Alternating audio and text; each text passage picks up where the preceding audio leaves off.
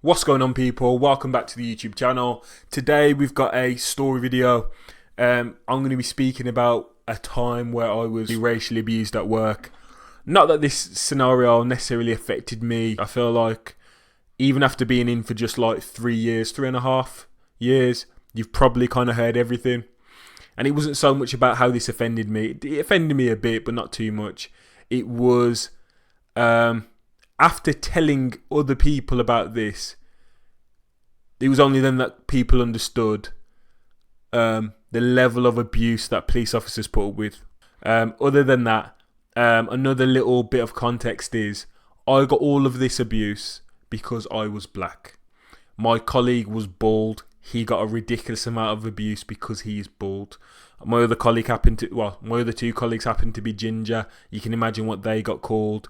When I work with female colleagues, they get called a female this, you're a slag, whatever. It's always based on something that they can see and they can try and get a quick reaction from. But a lot of members of the public seem to think that the police are so corrupt and violent that anytime someone says the wrong thing to us, we give them the ultimate beatdown immediately, when it's simply not the case. People give us abuse on a regular basis and usually we ignore it. Other than that, we challenge it, and when we challenge it, it ends usually without that person getting arrested. Inside the UK, we do have the power to arrest people if they are being racist or disrespectful when it comes to a protected characteristic in a public place. So that would be me getting called an Nigger in public by an individual. He can be arrested for a racially aggravated public order offence. That's basically it. It has to be within hearing or sight of a person who may be caused harassment, alarm, or distress. So if a white officer gets called a white bastard by an individual and they deem it to be racist, the person who said it can get arrested in a public place. The same way if I get called a black bastard, any individual can be arrested if I deem it to be a racist comment, if that makes sense. But anyway, without any further ado, let's get straight into the story. On this day, myself and my colleague were working together as a double crewed taser unit. So it's my colleague driving the vehicle because he's the driver, and I am good at running, so I run, and bad at driving, so I don't drive very often. So I'm inside the passenger seat. We get called to domestic. A lady is saying, my ex-partner's outside, he's abusive and he's demanding to be let in. I don't want to let him in because I'm scared. I've heard bottles crashing outside and I'm afraid what he'll do to me when he gets in. Believe it or not, this is a regular call that officers will get in the UK. The same way we treat any other incident, we started making our way towards the incident. On the way there, what I usually do is I look on our incident log and I call the victim. I call the victim or the caller because sometimes when it goes through to the operator, they're so heightened with their emotion, they can explain things incorrectly. They can say things which aren't always accurate. And sometimes by me giving them a ring back 3 minutes later, they can give me accurate information at the time when they've calmed down a little bit. And also they can be reassured when I say, no, I'm not an operator. I am the police officer who's coming to help you. I'm going to be there in 4 minutes. I'm going to be there in 2 minutes. I'm round the corner. I can see your house. Can you see our lights flashing? Put yourself in the victim's perspective. How reassuring would that be if that was you, knowing that a police officer will be here soon? No, a police officer is literally talking you through what's going on as they approach your premises. So even if someone's about to smash your door in with an axe, you know, literally a police officer's about to be here. You can have some hope. I can also give them some guidance. I told the female, grab your baby boy, go into the bathroom, lock the door. Is your front door locked? Yes, it is. Stay on the phone to me. Do not come off the phone to me. There's units coming towards you. We're going to help you out. He's banging down this door. Let me in, you bitch. Let me in. Da da da da. Giving her all sorts of disrespect. Trying to control her to opening the door so he can do whatever he wants to her. She's been a domestic violence victim for a while and he thinks he can do what he wants. We attend the scene and intelligence shows that he's known for carrying weapons, and she's heard bottles breaking outside and he's been making threats to attack her. As I'm on the phone to her, I get to the driver, say, I'm pulling up now, I'm pulling up right now, don't worry, I can see your apartment, can you see me? No, I can't see you, but he's still outside my door. Okay. Where are you? I'm locked in the bathroom like you told me to be. He's still banging the door. I think the door's going to break. Has he still got any glass in his hand? I don't know. I can't hear any glass, but I can hear him kicking my door. I jump out of the passenger seat. I run to the door of this flat, or if you're an American, it would be like an apartment complex. So it's got a communal door at the bottom, and you need to press a certain code or put a key fob on there to be let in, like a pass card to get in. Obviously, I don't have any of that, but I've got a fireman's key, wink wink. So I put that inside the little hole for the fireman's key, and I open it up. I run upstairs with my taser drawn because there's been allegations of a weapon. This man is known to carry weapons. He's meant to have a glass bottle in his hand, and he's known to carry weapons, right? He's made threats to attack this female, and he's assaulted officers in the past. So tasers out, that's what's going to happen, because I'm not getting assaulted, and I'm not going to risk him get away so we can do this again. I walk out there, I take my taser off my harness, which is on my chest, and I point it at him, and I apply the red dots, and I say, show me your hands. As soon as I put the taser on him, he rolls himself onto his back and falls onto the floor with his hands out. Straight away, I'm like, this guy is drunk. I haven't discharged the taser. I've just told him that there's 2 red dots on your chest, and there's going to be 50,000 volts through your chest unless you behave yourself. And he's fell onto the floor. I walk over to him, and I search him, and on his person, we find a knuckle duster and some other bits of paraphernalia. So we found a weapon, which is an offensive weapon in the UK. Great, we've got something to arrest him for. The reason why I say great is because he's a nasty piece of work. His threats against this female, I could hear him shouting, but I couldn't hear what he said. He probably would be able to control her to make her drop those charges. So I'm not going to lie to you, I was happy when I found that weapon on him. Something needs to happen to you. You can't get away with assaulting her and then controlling her and making these charges get dropped. You can't keep getting away with that. So if you've been stupid enough to do something legal today, happy days. So I arrested the male for criminal damage for kicking the door because the door was damaged, and also for possession of an offensive weapon in a public place. I take him downstairs, I put him in the car, and as he sat in the car by my colleague, he comes up with an elaborate story of how he was assaulted, and someone must have slipped their knuckle duster, what they assaulted him with, into his bag. Some nonsense like that. But I go back inside to speak to the caller, and I reassure her, he's been arrested, you're okay, he won't be coming back here. We're going to put some injunctions and some conditions in place to stop him from reattending your home address. And she's over the moon. I do some door-to-door speaking to neighbours. What did you hear? Because I want to be able to corroborate her story. A lot of domestic violence cases, it's word versus word. It is let's say a female saying he punched me, and him saying, nah, it was behind closed doors, officer. She punched herself. Copper, prove it. And we can't. We've got no proof because it's behind closed doors. So I speak to neighbours and I find some corroborating evidence. This neighbour saw this. This neighbour saw that. Happy days. I take down their details and I can take a statement from them later. I'll go back outside to the police vehicle. All of a sudden, this guy's upset. He's angry. He's standing up. He's pushing out his chest.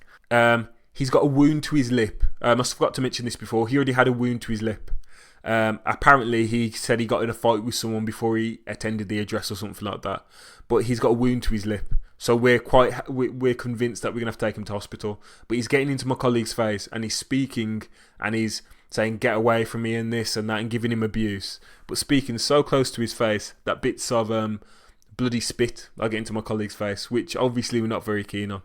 We want to tend to your medical needs, but at the end of the day, you are a suspect. You don't get to abuse us after you've committed a crime or before you've committed a crime, but certainly not after you've been effectively a domestic abuser. You don't then get to be Mr. Hardman. So we've had a word with him. We said, you need to calm yourself down, mate. We're going to wait for a van to get here and we're going to take you to hospital.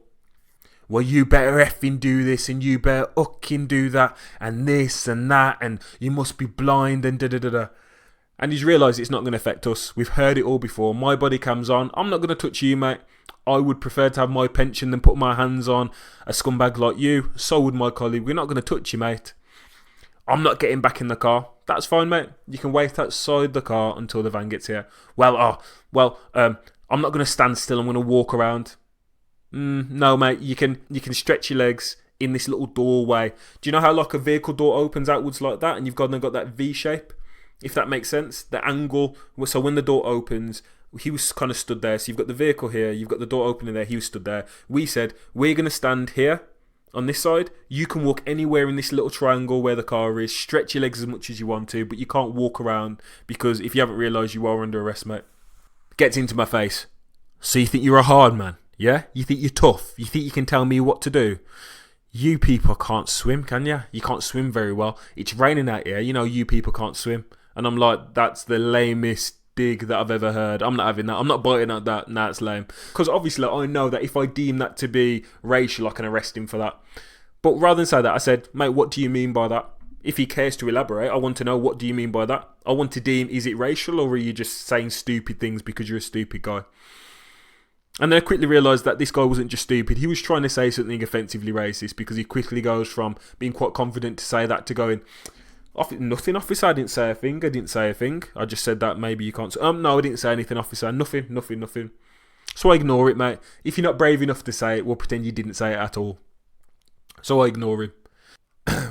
Eventually, he starts kicking off to the point that we sit him down inside the vehicle. He's trying to push past us. I'm not having that. We gave you an inch and you've decided to take a mile, so now you're being put back inside the vehicle. He sits down in there. When he sits in the vehicle, he says, I need to spit. We open the door for him. We say, mate, spit outside onto the floor. I understand you need to spit outside. Now, I'm not spitting outside, and he spits all over the vehicle. Spits on the seat, spits on the floor, spits on the windows. When the door's wide open, he's got no reason to. So I get out the car because I'm not going to get spat on. No spit had actually landed on me yet, but I didn't want to be at risk of being spat on. So I got out the car and I walked over to the other side and opened his door and stood in front of him. He's handcuffed to his rear, I think, and he's still spitting. He starts mumbling, saying, oh, well, I know people who are in this gang, and I know people who are this, and my family are this, and I'll remember you out of uniform. And I'm like, mate, I've heard it all before. It's getting boring now. I haven't said that to him, but I'm just kind of like almost rolling my eyes like, yeah, mate, yeah, you're really tough, mate, trying to hit women. Everyone's really scared of you. He goes, you know, your people, you know, you're like the Zulus, aren't you, you Zulus? And I've ignored him. Near to where I work, there's a group of football followers which are called the Zulus, and they support a certain team.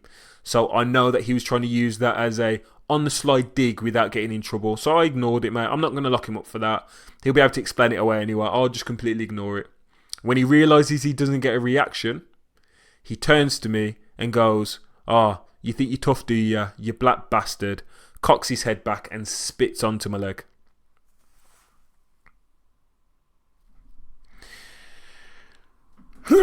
Obviously, he got his ass yanked out of that car, picked up, put onto the floor. He was held onto the floor at that point and kept there. I'm not going to get spat on. People can say excessive force. He's committed criminal damage to the police car by spitting all over it. Now he's spitting all over me because I've given him the grace to open the door so that he doesn't have to swallow his disgusting spit. And then he spits all over me. No, I'm not having it, mate. Luckily, as we get there, the van rolls up and we put him in the back of the van. We put him inside the back of the van and we take him to custody, and he spends the entire time in our cage van. There's a vent at the top so the prisoner can get ventilation so they don't overheat in this metal box. It was a cold day, but on a warm day they can overheat. He spent the entire time not spitting at the floor, which may be explainable if he's got some extra saliva, spitting up into the fan to try and disable the fan. That's the type of nonsense that we're dealing with. So he commits another offence of criminal damage on transit to custody. When we get to custody, he spends a lot of the time gesturing up and getting into my face as he gets checked over by the staff members at the hospital. As you can imagine, it's a hospital which is in a certain part of the country which is very multicultural, just like our police forces where we work. So a lot of these staff members were black or Asian. I'm not sure what happened with that last bit of footage, but I'll conclude the story now. We get into hospital. He's been checked over with a staff member. He's continuing to be abusive and disrespectful, calling me a donut. You're a donut. Do you know what you are? You're a donut. Just dumb little comments like that. He finishes getting checked out and we're put in a little side room due to this individual's behaviour. There's plenty of sick people who are being checked over and they don't want to hear him swearing and insulting us. They don't want to hear that. They want to rest and recuperate. Obviously, he has no concern for any of these other members of the public who are being looked after. His only concern is trying to be the big hard man because no one should tell him that he can't hit his girlfriend. When we're inside this little side room area, he continues to go, oh, you're a donut. You know what you are? You're a donut. You're a chocolate donut. Good one, not bad, you know? Saying I'm brown and I'm sweet, I can take that one, you know what I mean? If anything, that's a compliment. So I was thinking, that'll do. When he realises that that didn't affect me, he goes on to say, you know what? You don't see people like you in the Olympics, do you? I was thinking to myself, well, you do. People like me are pretty good at sprinting, but we'll leave that one there. I'll ignore it. I was like, okay, just biting my lip.